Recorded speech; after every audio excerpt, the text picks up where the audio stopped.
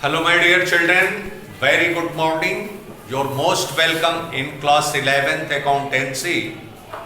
Just we are on the topic of depreciation. As you know very well the meaning of the depreciation. It is being explained many times, the meaning and how the depreciation is charged. So we are on the topic of straight line method. You asked me the problem of question number 9 from your textbook.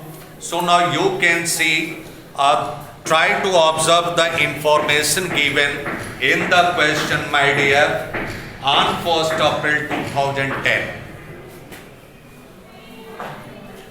Plant and machinery was purchased for rupees 1,20,000. New machinery was purchased on 1st October 2010 for 50,000 and on 1st July 2011 for 25,000. Now you can see in this information 3 plant and machinery are being purchased. 3 आपके plant और machinery खरीदे जा रहे हैं particular date पर. अब आगे 1 जनवरी 2013 को machinery of the original value of ₹20,000, एक मशीन जिसका ओरिजिनल वैल्यू 20,000 था, which was included in the machinery purchased on 1 अप्रैल 2000, जो 1 अप्रैल को खरीदी गई थी उसी में उसका वैल्यू है, was sold for ₹6,000. Prepare plant and machinery account for 3 years after providing depreciation at 10% per annum on straight line method. Accounts are closed on 31st March every year. अब आप देखेंगे कि बेटा जो 3 साल का असेसमेंट ईयर जो है आपका अप्रैल टू मार्च है और 3 साल का आपका प्लांट एंड मशीनरी अकाउंट बनाना है. कैसे बनेगा? Now you can see over here just the explanation English to English and Hindi bilingual. You can find the everything. Now this way just you have to draw the line this way, my dear. Just the middle of the page you have to draw the thick line vertically. Then the amount column you have to draw, amount column. Then voucher number, date column, yes, date column. In right hand side also you can find just the date column. Then draw the amount column also, yes, and you can see the voucher number column, and this one is the date column right here. All right, and just you can write over here date, particulars,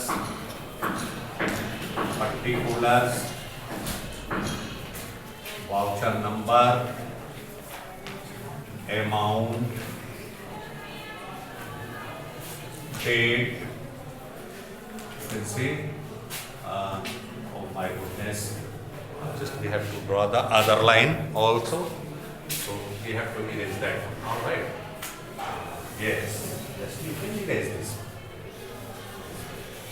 Date column doubled, so particulars,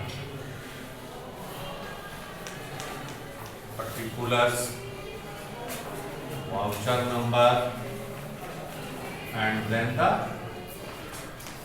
amount, yes. This one is the debit and this one is the right hand side credit column. Or just purchase the plant and machinery account,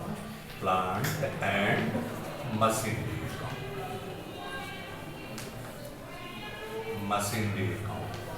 Already, just this way you can find the information that is given in the question. You can see question. Just try to observe the fact of the question, then you can be able to solve the question.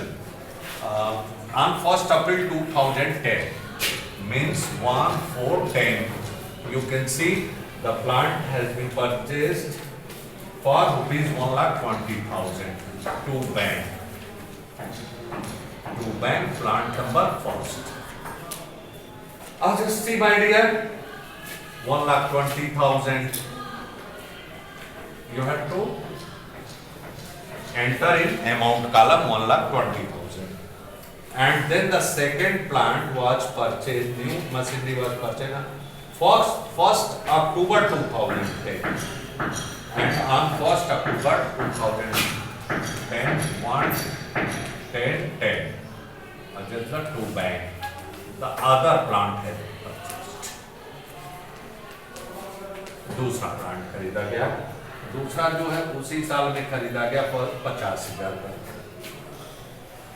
50,000। और तीसरा plant आप खरीद रहे हैं वो 1 जुलाई 2011 को। Just the other plant just that is being purchased on July the next year it is being purchased. So in 31st 11 we have to charge the depreciation by depreciation. First का this one purchased for 1st April, so whole year 1,20,000. Rate of depreciation is equal to 10%. So 1,20,000 by 10 is equal to 12,000. First का 12,000. Second plant का होगा आपका just this one purchase for 2,500 1st October को। आप देखेंगे यहाँ पर कि पूरे साल का डेप्रिसिएशन 5,000 होगा, लेकिन से 1 अक्टूबर को खरीदा गया है तो 6 महीने का लगेगा और हो गया 14,500। Just balance this way 1,70,000। Now by balance of the two plant 1,70,000 में से 14,500 माइनस कर दीजिए आपको मिल जाएगा 1,70,500 6 4 10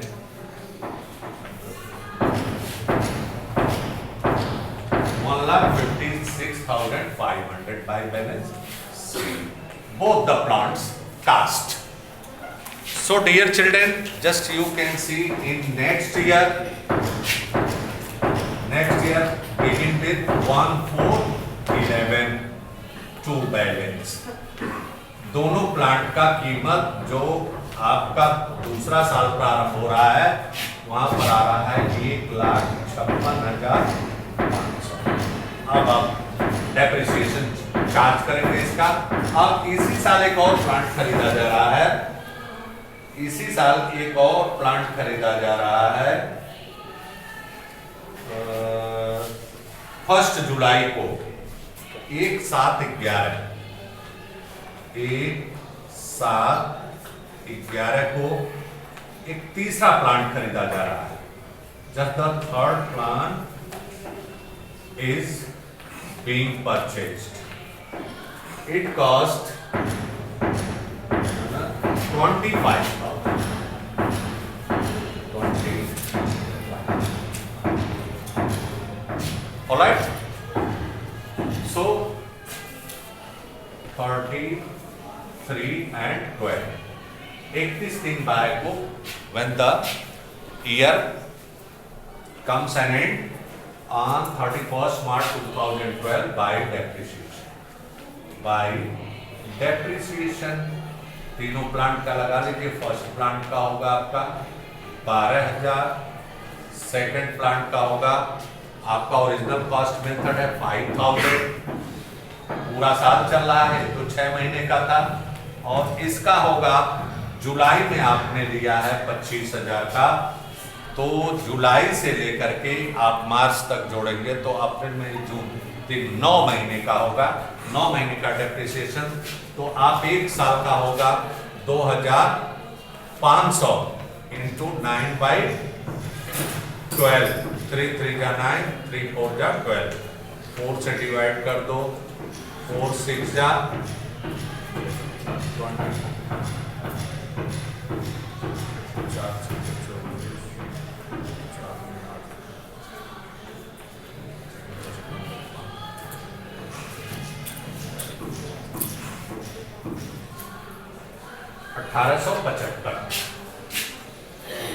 1875 रुपए हो जाएंगे।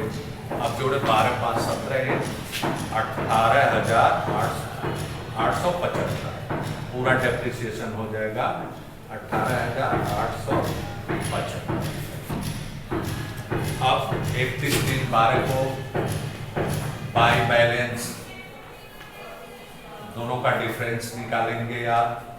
बाय बैलेंस CD आपका हो जाएगा, इसको जोड़ लें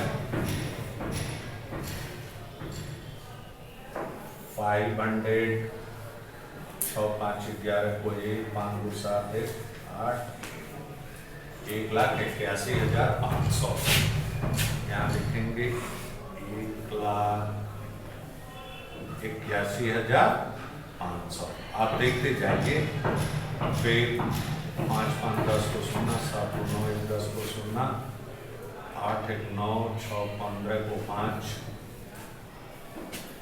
हासिल लगाए, 8 1 9 2 11 को 1 हासिल लगाए, 1,62,625 आपका third year 1 4 12 in third year just two balance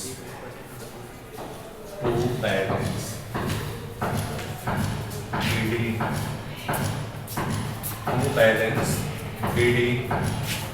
Now you can see two balance BD 1,62,625। अब इसमें एक इंफॉर्मेशन आपको दिया जा रहा है कि जो पहला प्लांट एक खरीदा गया था 1,20,000 का, उसमें 20,000 का एक प्लांट ऐसा है included in the machinery purchased on 1 April 2010 was sold 1 जनवरी 2013 को, मतलब 1/1/13 को इसे बेचा जा रहा है कितने में 6,000 में। Just you can write this way, you can enter buy bank कितना है 6,000। अब जनवरी में बेचा जा रहा है 1 जनवरी को, तो 9 महीने तक चला है, तो इसका 9 महीने का डेप्रिसिएशन हम चार्ज करेंगे बाय डेप्रिसिएशन। तो 20,000 का इसका कास्ट था, तो 2,000 रुपए इसका डेप्रिसिएशन हुआ एनुअल मेथड से, स्ट्रेट लाइन मेथड से। तो 2,000 का इंटू 9/12, 3 3 जा 9, 3 4 जा 12, 5 4 जा 4 5 जा 1,500। Just you can write over here 1,500। अब कैलकुलेट करेंगे बेटा कि हमारा इस पर फायदा हुआ कि नुकसान, फायदा हुआ कि नुकसान हुआ। आप देखेंगे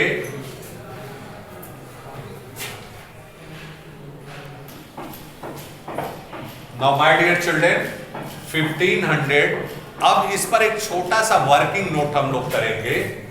इस पर इस प्लांट को बेचने के बाद हमें प्रॉफिट हो रहा है कि लॉस हो रहा है, ये देखेंगे। हमारा प्लांट जो खरीदा गया था वो था 20,000 का, तो 20,000 इधर देखें 2 साल में, तो 20,000 का 10% आपका होगा 2,000 रुपए। 2000 पहले साल डेप्रिसिएट हुआ, दूसरे साल भी 2000 और तीसरे साल में आकर 1500। तो 2 2 4 एक 5500, यही होगा ना 2000। देखो ऐसे लिख देते हैं, आप वर्किंग नोट में देखेंगे 2000 और 1500। इतने दिन हमारे पास प्लांट चला है, मतलब 2 साल 9 महीने, 2 साल 9 महीने का डेप्रिसिएशन होगा 5500। 5500 और हमारा प्लांट कितने का था? 20,000 का था। तो 20,000 में से 5,500 यदि हम माइनस करेंगे तो हमारा प्लांट होगा 14,500 का, और हम इसे 6,000 में बेच रहे हैं। मतलब जो हमारा बुक वैल्यू है उससे कम में बेच रहे हैं, तो इसका मतलब नुकसान होगा। कितने का होगा? 6,500 माइनस कर दिए तो आ गया 8,500। तो यहां पर लिखेंगे by loss on sale of plant. वो हो गया आपका 8,500। वो नुकसान हो गया 8,500 का। अब उसके बाद जो हमारे प्लांट बच रहे हैं 31/3/13 को बाय डेप्रीशिएशन। फर्स्ट प्लांट में केवल 20,000 का पार्ट निकला है, तो 1 लाख का है तो 10,000 हो गया, प्लस सेकेंड प्लांट का आपका, सेकेंड प्लांट कितने खरीदे हैं? 50,000 का, 5,000, और थर्ड प्लांट खरीदे हैं आप 25,000 का, तो प्लस 2,500। 3 ही प्लांट खरीदा गया है आपका, तो 10 5 15 2 17 17,500 17,500। अब 17,500, अब उसके बाद बाई बैलेंस कर लेंगे आप। बाई बैलेंस सीडी, इसको टोटल कर लीजिए। 1,61,500, यहां पर भी 1,61,500, 1,61,500 आप निकाल देंगे तो बैलेंस आ जाएगा आपका। टोटल कर लेंगे 1,28,125 रुपए।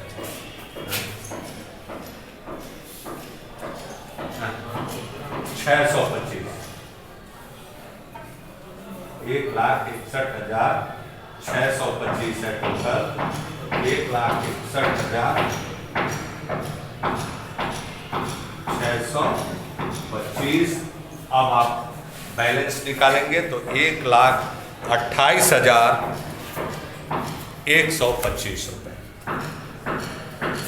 1,28,120। इस तरह से आपका plant and machinery account prepare किया जाएगा। एक बार हिंदी में देख लें, पूरा ध्यान से सुनिए। एक कंपनी है या एक ट्रेडर है जो प्लांट एंड मशीनरी खरीदता है, उसे चलाता है। 1 साल में 2 प्लांट खरीदता है, 1 साल के शुरुआत में ही, 1 साल के मध्य में। डेप्रिसिएशन जो चार्ज किया जाता है बेटा, वो 10% per annum straight line method के थ्रू है। तो पहला जो है पूरा साल भर तक चला, उसका डेप्रिसिएशन 10% के हिसाब से 12,000 हो गया, और दूसरा 6 महीने उस साल में चला तो उसका 5,000 होगा, आधा कर दिया गया तो 2,500 रुपए बैलेंस किया हम लोगों ने। अब हमारे दोनों प्लांट की कीमत दूसरे साल में दोनों का मिला करके 1,55,500, मतलब 14,500 डेप्रिसिएशन 1,70,000 में से कम हुआ, तो 1,55,500 का हमारा प्लांट की कीमत दूसरे साल स्टार्ट हुआ। अब दूसरा साल भी प्लांट चला, उसी दूसरे साल में एक तीसरा प्लांट और खरीद लिया गया जुलाई में 25,000। तो हमारे तीनों प्लांट की कीमत 1,80,500 हो गई।